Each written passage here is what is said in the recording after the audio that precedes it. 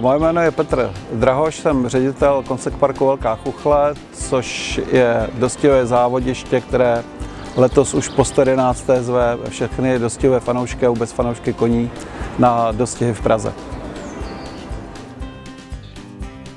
K našemu základnímu programu pochopitelně patří i dostihy, převážně cvalové dostihy, kterých v sezóně je 16 až třeba 22 dostihových dnů. Všechny jsou na špičkový středoevropský úrovni a máme tady řadu i akcí, které přesahují rozměr našeho regionu. Na závodišti se ale pořádá i spousta dalších akcí typu koncerty. Máme velice zajímavý projekt, který se jmenuje Ski Park Velká Chuchle, kde se tady v zimě lyžuje. Plus každý den vlastně tady trénují jezdci na dostihových koních.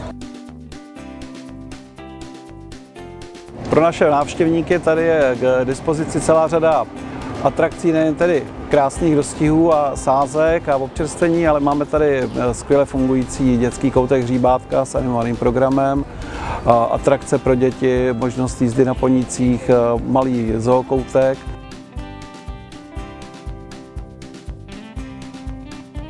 Třeba dnes máme pro ně speciální program v dětském koutku, kde je budou animátoři učit ples pomlásku. Myslím si, že to je docela atraktivní vzhledem k tomu, že za týden jsou Velikonoce a takových akcí máme vlastně při každém dostihovém dnu několik. Myslím si, že naši návštěvníci jsou tady u nás spokojení.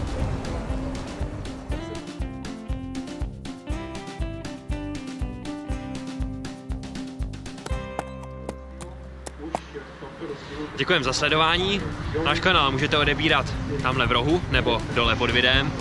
Teď se koukněte ještě na tohle video. No a jestli si chcete třeba dozvědět víc, tak klikněte sem.